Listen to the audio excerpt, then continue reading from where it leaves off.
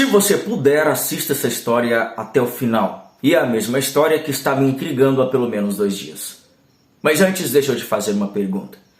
Você com certeza já se questionou várias vezes do porquê que uma sequência de fatos foi se encaixando e se tornou em uma coisa tão perfeita.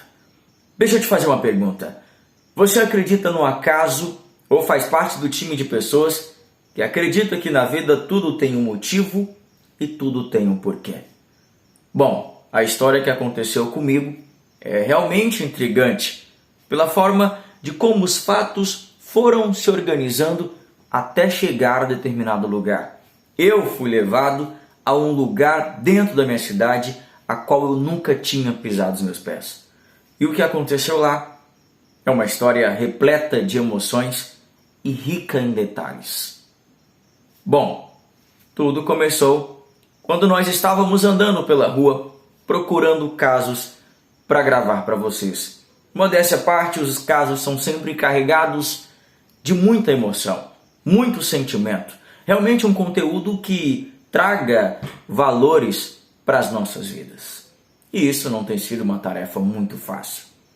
Nós estávamos de plano em gravar um vídeo em determinada região da cidade. Mas algo naquele dia fez com que nós passássemos pelo centro da cidade onde eu moro.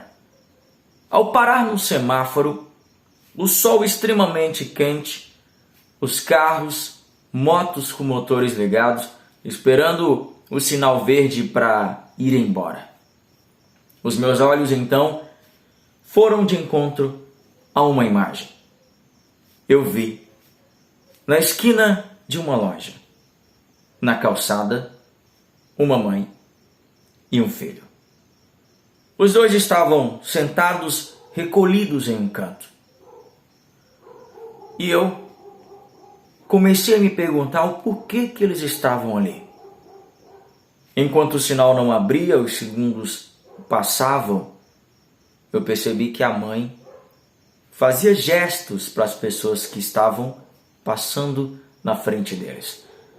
Comecei a deduzir que alguma coisa estava acontecendo e cheguei à conclusão de que eles estavam pedindo ajudas. Até aí, tudo bem. Mas algo realmente mexeu com a gente. Eu estava com meu parceiro Wellington e nós decidimos parar e ir até aquelas pessoas para ver a real situação, para ver o que estava acontecendo de fato. Afinal, nós sempre gostamos de ajudar as pessoas que nós encontramos pelo caminho. Nos aproximamos, ficamos cerca de 2 minutos ou 3 minutos sondando o ambiente antes de fazer essa primeira abordagem. Graças a Deus nós encontramos uma pessoa que conhece a gente e que conhecia aquela pessoa que estava praticando aquelas atividades juntamente com a criancinha. Eu perguntei sobre o porquê da mãe e o filho estarem naquela situação e ela disse que eles estavam realmente pedindo ajuda. Foi aí que eu pedi para que ela nos apresentasse para eles e ao conversarmos eu verifiquei toda a questão de necessidade, a falta de alimentação em casa, a falta de emprego e toda essa situação que vocês já conhecem, que levaram a mãe e o filho a irem para as ruas em busca de alimento para retornar e levar comida para o resto da família que ficou em casa. Eu convenci, através de muita conversa, a fazer com que eles gravassem alguma coisa, a fim de que nós buscássemos mais ajuda. Afinal, o nosso trabalho consiste em mostrar as histórias para que outras pessoas possam ajudar. E então eu comecei a conversar com eles, trocar algumas informações e fiz umas perguntas para a criancinha, que por sinal se chama Danilo. Eu acho que deve ter aproximadamente 7 anos no máximo. Perguntei para o Danilo se ele gostaria de ir ao supermercado e ele prontamente respondeu que sim. Perguntei a ele, o que você gostaria de comprar nesse supermercado, Danilo? Eu pensei que ele iria responder biscoito, chocolate, doces, coisa de criança. A resposta foi prontamente essa, curta e objetiva. Eu queria comprar arroz, feijão e frango. Essa foi a resposta de uma criança. Imediatamente eu disse a eles: vamos no supermercado. Ela entrou no supermercado, pegou o carrinho de compras, começou a andar pelo mercado e pegando somente o essencial. Sabe, nós começamos a andar pelo supermercado e eu notei que ela sempre comprava realmente o necessário. Arroz, feijão, temperos, carne, nada de supérfluo. E o Danilo, uma criança, eu peguei nas suas mãos e comecei a andar pelo mercado, conduzindo até as prateleiras que tinham iogurtes, danones, chocolate, essas coisas. E ele sempre com os olhos muito grandes, né, de alegria, de felicidade por tudo que estava acontecendo. E daí a gente começou a pegar bastante coisa. O Danilo ia no carrinho, deixava uma coisa, eu voltava com ele e falava: pode pegar, não fica com medo, leva para os seus irmãos também. E ele sempre pegando, sempre muito educado, todos dois. E nós liberamos aproximadamente o valor de R$500 para que eles fizessem compras. Não é muito, mas eu tenho certeza que ajudou bastante. Era o que nós tínhamos reservado naquele dia, que inclusive era um compromisso para fazer o pagamento de uma pessoa. E a gente acabou gastando esse dinheiro, mas já resolvemos essa situação. Então o que acontece? Nós começamos a perceber que toda uma situação foi criada. Primeiro, eu não iria passar naquela rua naquele dia. Segundo, o meu olhar, a sensibilidade fez com que eu parasse aquelas pessoas e buscasse entender o que estava acontecendo. E olha, nós já estávamos dentro do supermercado fazendo compras para ele. Tudo aconteceu muito rápido e isso tudo me intriga. Nós fomos para o caixa, a compra, sem somar no telefone, deu exatos R$498. Eu nunca tinha feito uma compra tão exata na minha vida. E foi esse o valor. O nosso objetivo era somente ajudá-los, abençoá-los e pedir, que Deus abençoasse a vida deles e eles fossem embora, colocar num táxi para deixar na casa. Só que meu pensamento sempre dizia assim: você precisa conhecer a casa deles, mesmo nunca tendo-os visto. E aí eu fiquei: será que a gente vai ter que ir lá? E a mãe do Danilo, que se chama Janaína, disse o seguinte: se você quiser ir lá em casa, será bem-vindo. E aí a gente aproveitou esse engajamento, pagamos as compras, chamamos o táxi e eles começaram a se soltar. Aquela mãe, aquele filho que carregava uma timidez, eu confesso a vocês com um pouco de vergonha também, começaram a se soltar. E a gente começou a conversar um pouquinho ali, um pouquinho acolá, e foram me falando sobre a realidade difícil, a qual toda a família está inserida. Nós entramos no carro e começou a passar um filme pela minha cabeça. Eu comecei a imaginar 1000 coisas. Ora, há 35 minutos aproximadamente, eu estava com o objetivo de fazer uma coisa totalmente diferente. E aqui eu te pergunto novamente: já aconteceu algo parecido com vocês? Onde uma sequência de fatos fez com que algo totalmente alheio à nossa vontade acontecesse e te levou para um objetivo totalmente diferente. Mas é assim mesmo. E eu de fato acredito que na vida tudo tem um motivo e nada acontece por acaso. Fomos nos aproximando.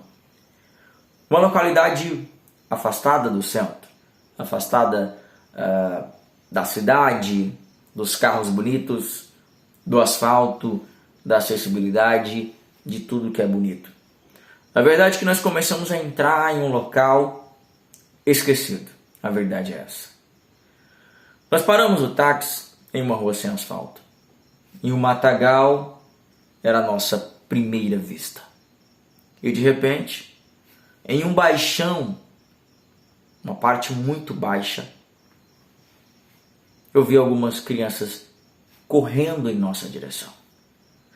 A imagem das crianças correndo em minha direção foi processada pelo meu cérebro em câmera lenta.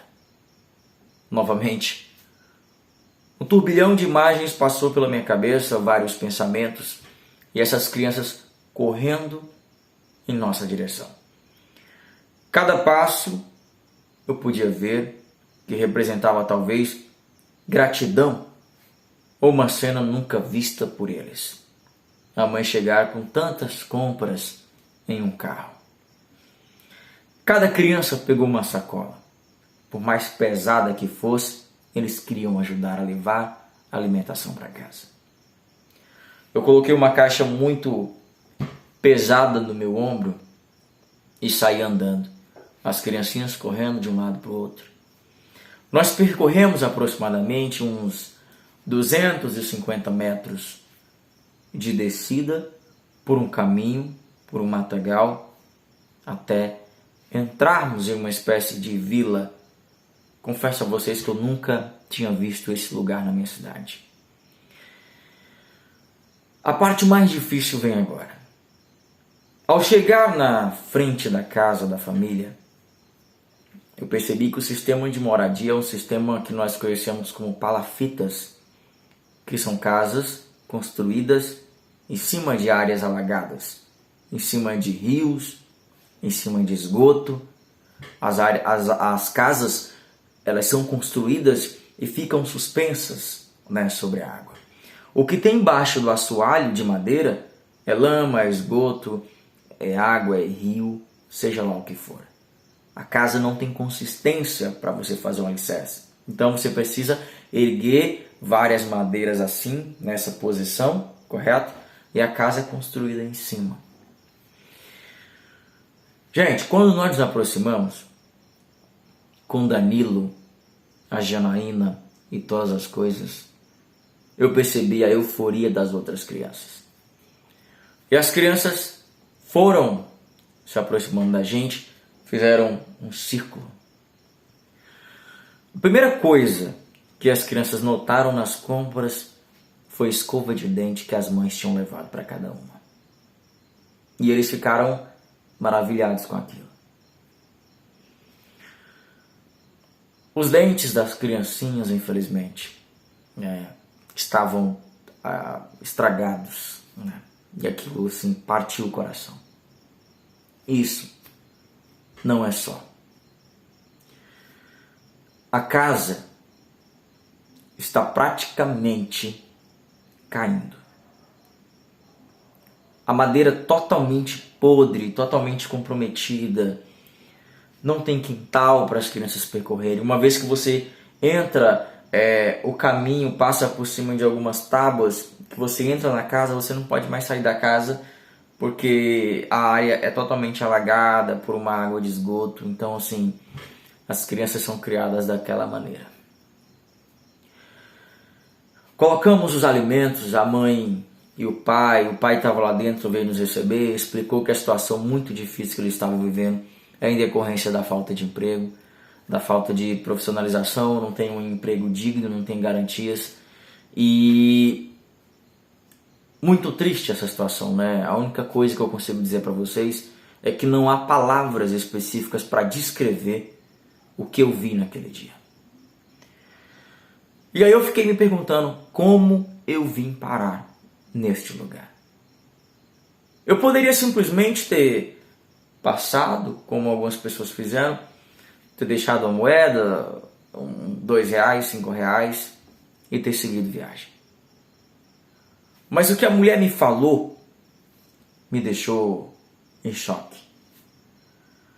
Ela estava na rua com o filho, porque os outros estavam em casa esperando ela trazer a mistura. Eu entrei nos cômodos, as crianças foram me mostrando onde eles estavam dormindo. Algumas dormiam na rede, outras dormiam com o pai, uns colchões muito sujos, muito velhos, muito acabados, né? A casa mal dividida, de madeira, toda quebrada, né? A madeira do assoalho podre, com certeza diversas vezes já devia ter quebrado. Cobras, né, já apareceram lá, porque é uma área onde as cobras elas se criam com facilidade. A casa não tem geladeira, a casa não tem fogão, tudo é feito no carvão improvisado. Quando eu cheguei, eu disse que eu queria almoçar, né? Até brinquei com as pessoas, nós viemos almoçar, o que você tem feito pra gente? E o pai das crianças, olha, eu fiz um arroz e realmente estava lá, gente, um arroz feito, um feijão, estava lá um feijãozinho feito, né? E a mistura tinha chegado, né? A nossa ajuda tinha feito com que a mistura tivesse chegado para aquelas crianças. E aí eu comecei a olhar à minha volta, né? Parei por um minuto, eu saí de mim, porque geralmente quando você começa a refletir, você sai desse plano e começa a imaginar diversas coisas. Cara, na minha opinião, é a realidade mais difícil que eu já me deparei até hoje. E olha que a gente já viu coisas. Eu perguntei a eles se já passaram a dificuldade extrema ao ponto de passar fome e eles disseram que não, mas diversas vezes somente arroz branco para comer. Eu confesso a vocês que nesse momento eu fui tomado por uma emoção, assim, por uma vontade de querer fazer mais e ao mesmo tempo não puder, ter os braços muito curtos para abraçar todo mundo. Mas ao mesmo tempo eu estava feliz porque a gente tinha acabado de fazer a nossa parte e eles não estavam mais sozinhos. Gente, a parte que mais mexeu comigo é a que eu vou contar agora para vocês. Eu coloquei toda a família em pé juntinha porque eu queria conhecer todo mundo. Todos se apresentaram, falaram seus nomes.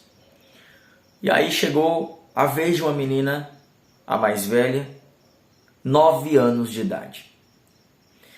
Eu perguntei a ela, qual o seu sonho?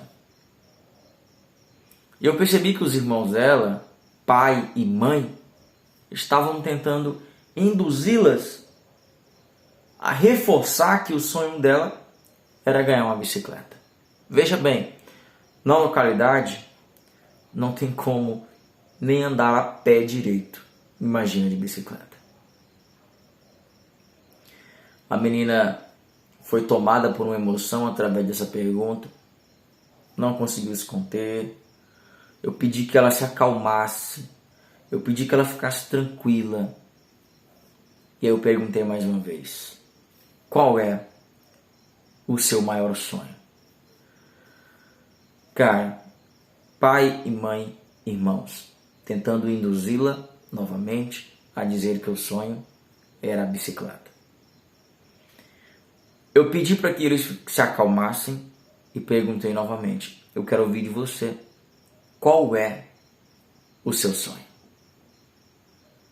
Aquela menina olhou tão fixamente nos meus olhos que eu conseguia ver profunda tristeza em seu olhar. É como se ela pedisse socorro. É como se ela tivesse inserida em um local que a tivesse matando aos poucos. As esperanças, as perspectivas. E por aí vai. Menina, me diga qual o seu maior sonho? Estudar. Quando ela disse estudar,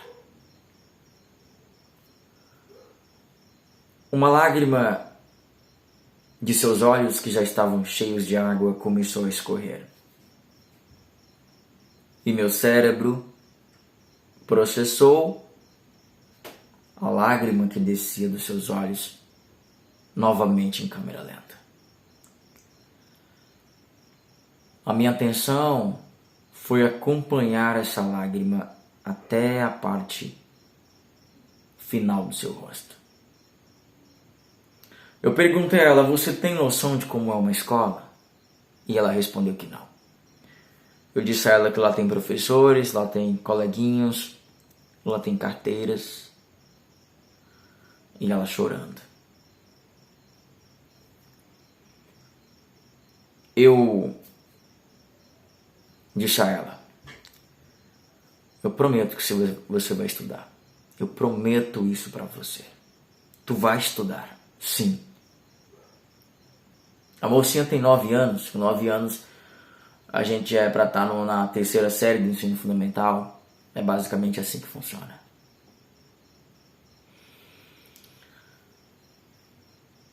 Até agora eu estou me perguntando o que será que vai acontecer? O que vai ser feito com essa família?